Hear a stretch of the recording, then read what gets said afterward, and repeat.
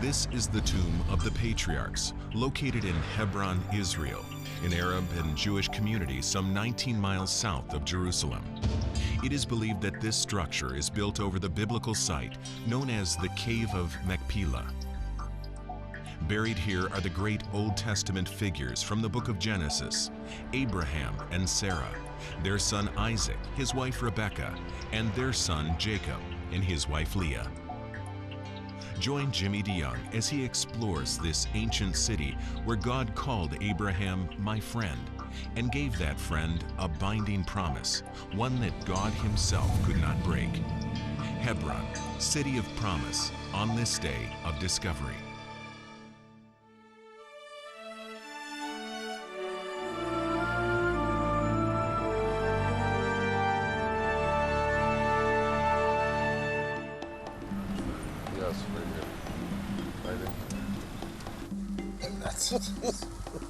Having a little difficulty getting this door open. The reason is it's an armored vehicle.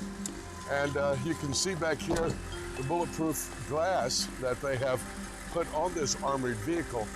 Most tourists do not come into Hebron because of the fact of some of the issues that are unfolding here in this very ancient city of the Jewish people. But I was able to get a driver and get an armored vehicle to come in. Thank you so very much, Tada Rabah. Appreciate it. Thank you. Hebron is a very interesting community because it has a mix of Jewish people and also Palestinian people.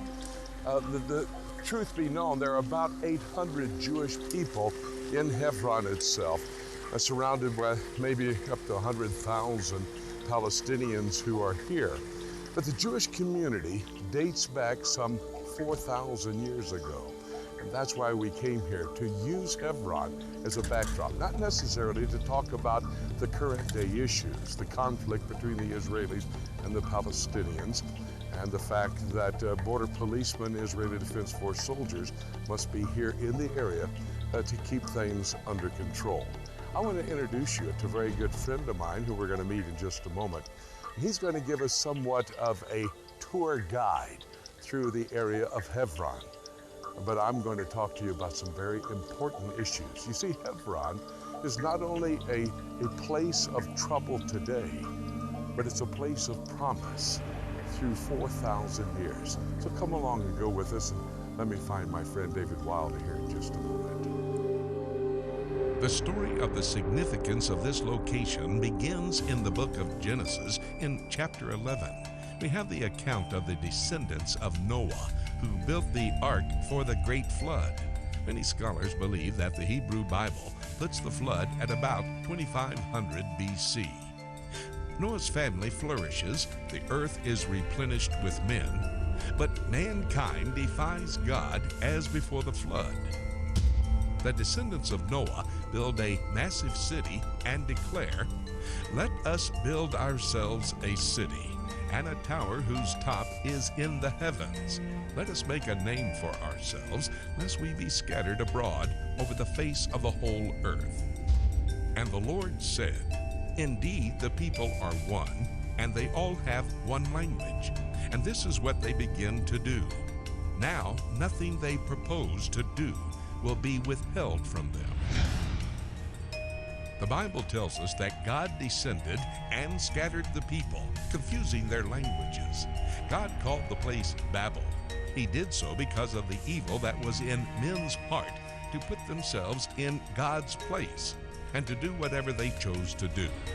Yet through these same descendants, God set a plan in motion that would reveal his heart and purpose for mankind. Noah's son Shem had a descendant named Abram, who comes on the scene around 2100 to 2000 BC, the first story the Bible tells after the Tower of Babel. To Abram, God gave this call and he made this promise: "Get out of your country, from your family, and from your father's house to a land that I will show you. I will make you a great nation. I will bless you and make your name great, and you shall be a blessing. I will bless those who bless you, and I will curse him who curses you. and in you all of the families of the earth shall be blessed. Abram left a great inheritance of land that he would have received in Ur of the Chaldees, which is in modern-day Iraq. Abram took his wife, servants, and possessions toward the promise of God. And by the way, Abram undertook this journey at the age of 75. You know, all there are hills in Israel. I have to walk every one of them, I think. David, how are you, David? Good to see you. Good to see you. Oh, great to see you again. It's just been a few months, but it's, you know, it's always good to see you. Thank you so much. Well, we came here to find out what this place is all about as it relates back 4,000 years ago to Abraham. You couldn't have come to a better place. Well, show me. You know where you are? Here, Where? come on. According to the book of Genesis, God led Abram to the land of Canaan, which is modern-day Israel. Abram grew strong in flocks and families and gained respect of the Canaanite peoples while living within the area of Hebron. God gave Abram a new name, Abraham, which means father of a multitude. God continued to promise Abraham many descendants as he grew increasingly older, and he and his wife Sarah remained childless. When Abraham was 99 years old, it was then God made a covenant promise that would begin with a son to be born to him and Sarah. Jimmy, you know where we are? We're standing on the top of Hebron. Okay? You look down, see a pile of rocks. There's even some garbage here. This is a wall that today is about 3 meters high. It used to be 10 meters high. This wall right underneath us goes up as high as this building. And it was built over 4,000 years ago. By Abraham.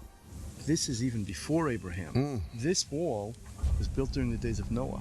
Talk about the flood. That's when this was built. There's another wall over here, the one that's a little bit lower. That goes back to the days of Abraham. That was built 3,700 years ago. And this was the area that Abraham came to 4,000 years ago. Not only is this where he came to, but you can see below us these stairs that are also over 4,000 years old. They also go back to the days of Abraham.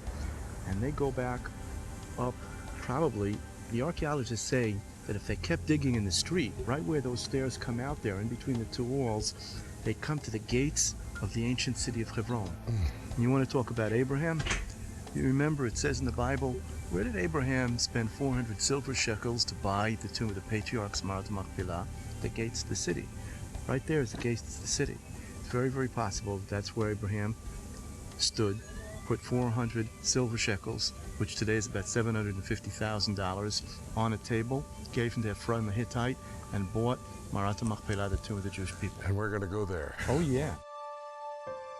David next took me to the ground level of the dig. In the sun are the walls and the steps of ancient Jewish settlements that began some 4,000 years ago. And directly underneath the building stand ancient homes. A few minutes ago, we talked about the giant wall over there that used to be 10 meters high. When they discovered that, they found that it had fallen, and on the ground underneath, they found artifacts that had been there since the wall fell over, I don't know, 4,000 years ago. Okay? Now, this would have been a home when Abraham came into Hebron, having left Ur of the Chaldees, where the residents of the community would have lived. Yeah, for sure. For sure. How do we know? What has been the evidence that's given us the basic undergirding, the foundation? Look, the archaeologists have found artifacts here from all of the different time eras.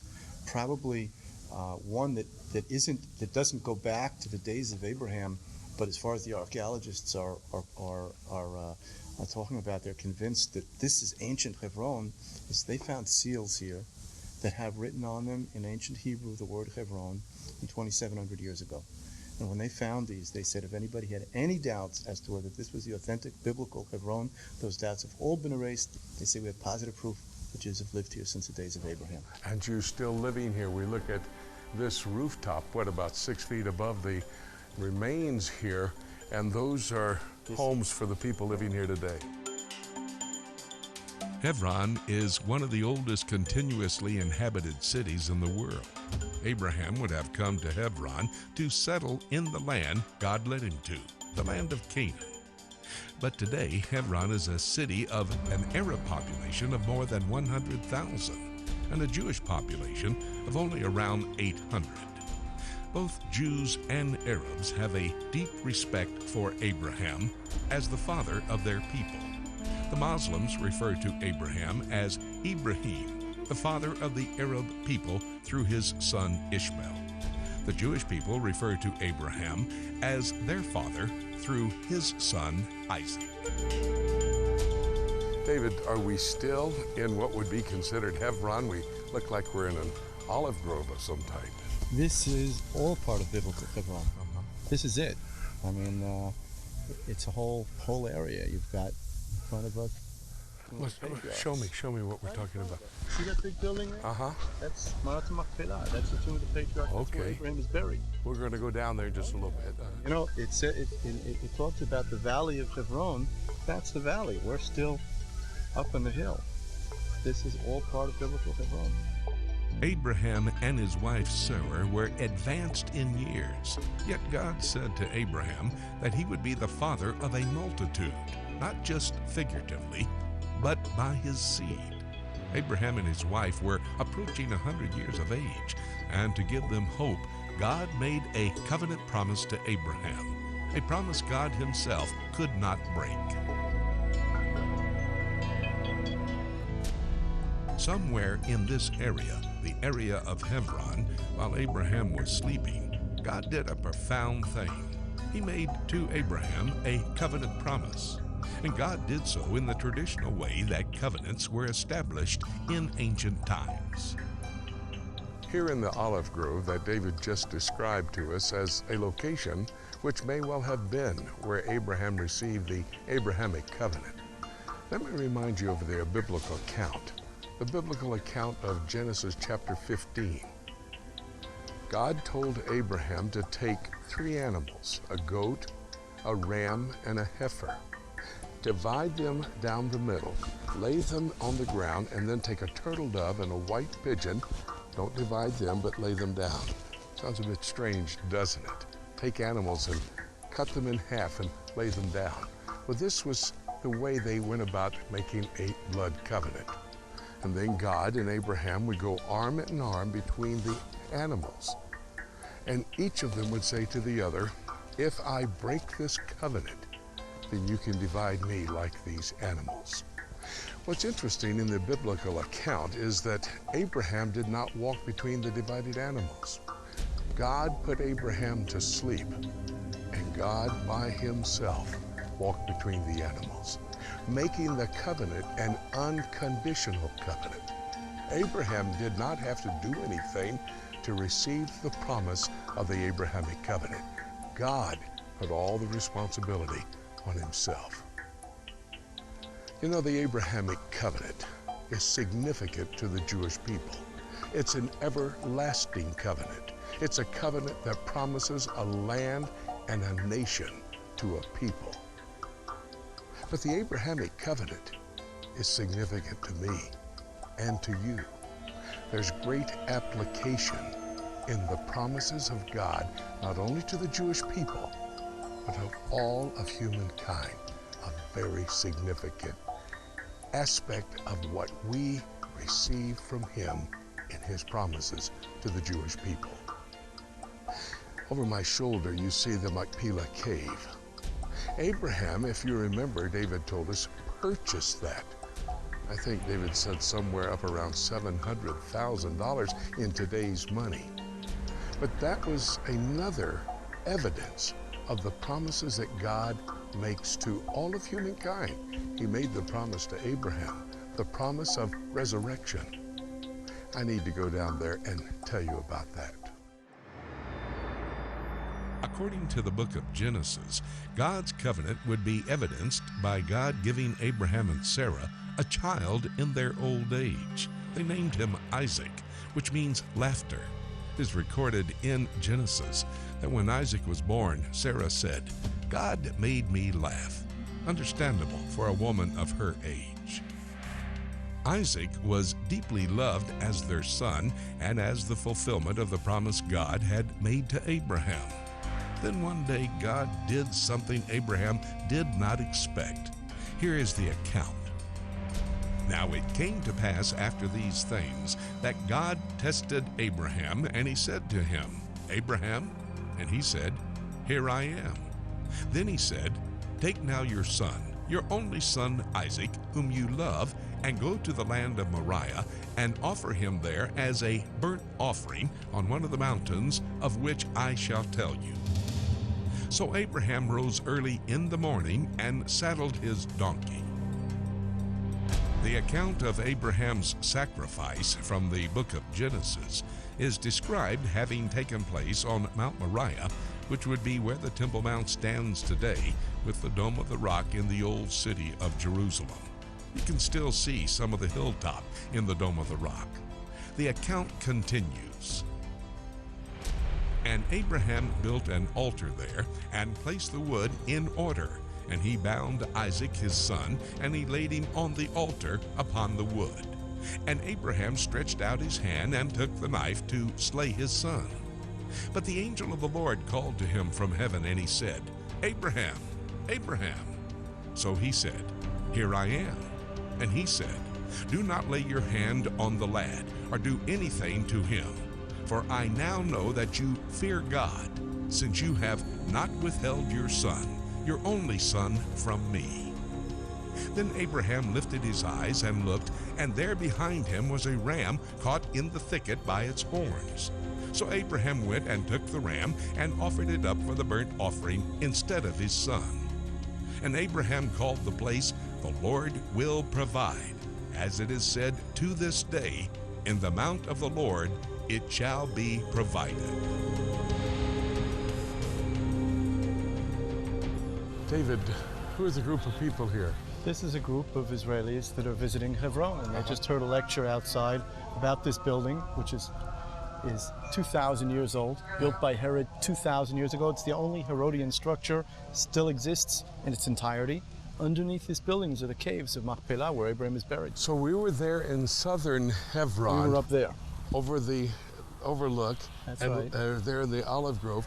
We were looking at Machpelah Cave. Now this doesn't look like a cave. You say the building dates back to the time of Herod. He built it here over the cave. Over the caves. The caves are underneath. Can we go inside? We can go upstairs. We can't go downstairs. Well, let's go inside. Upstairs anyway. Sarah lived 127 years. Upon her death, Abraham sought to purchase a field and a cave to bury her. The people of Hebron wanted to give Abraham the land, but he insisted on paying full price, and he did so at the gate of the city. David, we've actually now come inside of the building.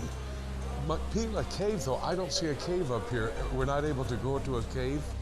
Unfortunately, no. The caves are underneath us. This building is on top of the caves. This building was built 2,000 years ago. But 2,000 years ago by Herod, on top of the caves. And the caves are actually underneath us. This is the second holiest site to the Jewish people in all the world, after Temple Mount in Jerusalem.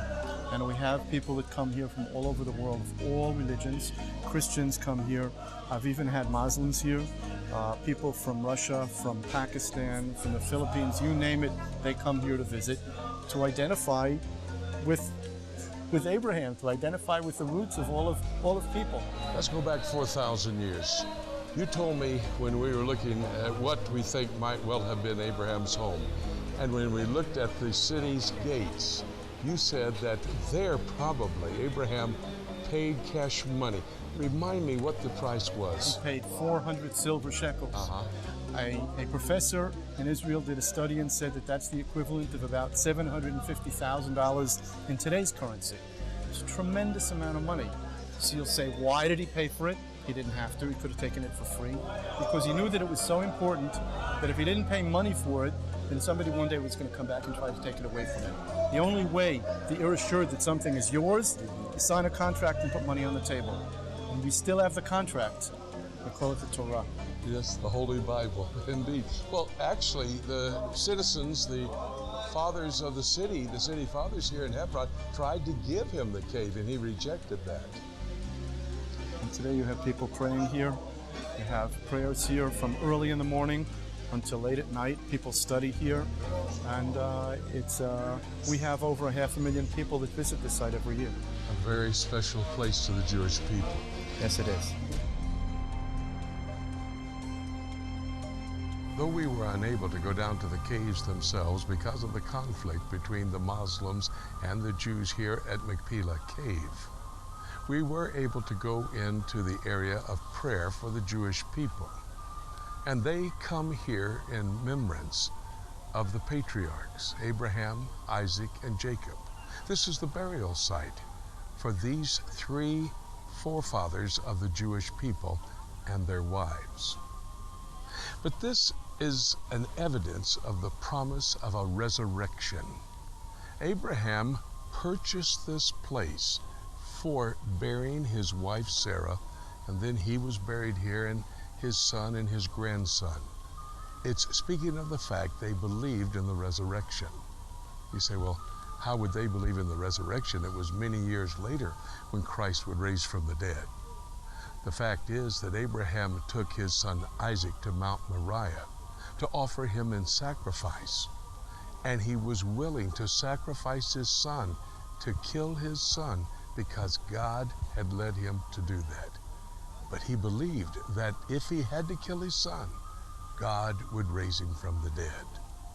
Interestingly, the author of the book of Hebrews tells us in that great chapter, chapter 11, where it points out people of great faith, that Abraham indeed did have that faith. Now, faith is the substance of things hoped for, the evidence of things not seen. By faith, Abraham obeyed when he was called to go out to the place which he would receive as an inheritance, and he went out, not knowing where he was going. By faith, he dwelt in the land of promise as in a foreign country, dwelling in tents with Isaac and Jacob, the heirs with him in the same promise.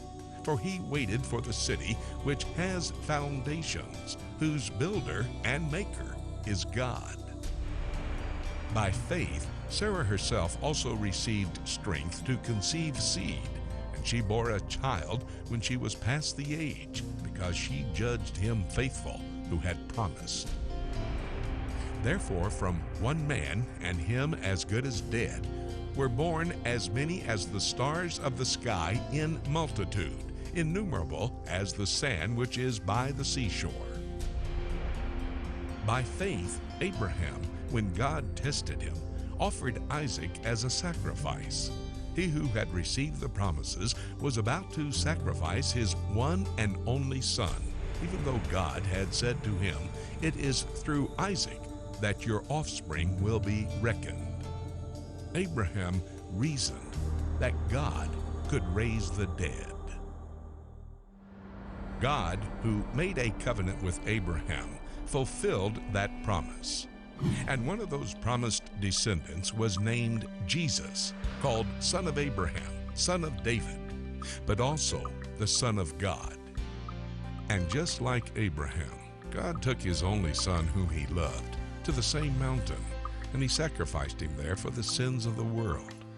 The heartache and pain that I deserve, the heartache and the pain that I give even to those I love, and the consequences of death that I surely have earned, God took upon himself.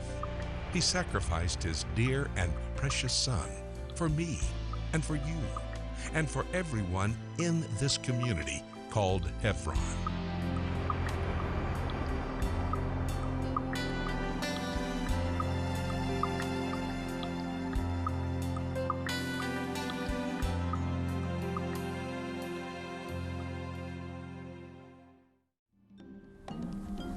I hope you enjoyed our tour of Hebron, the place of promise, the place of God's promise, not only to the Jews, but to all of mankind. Great promises.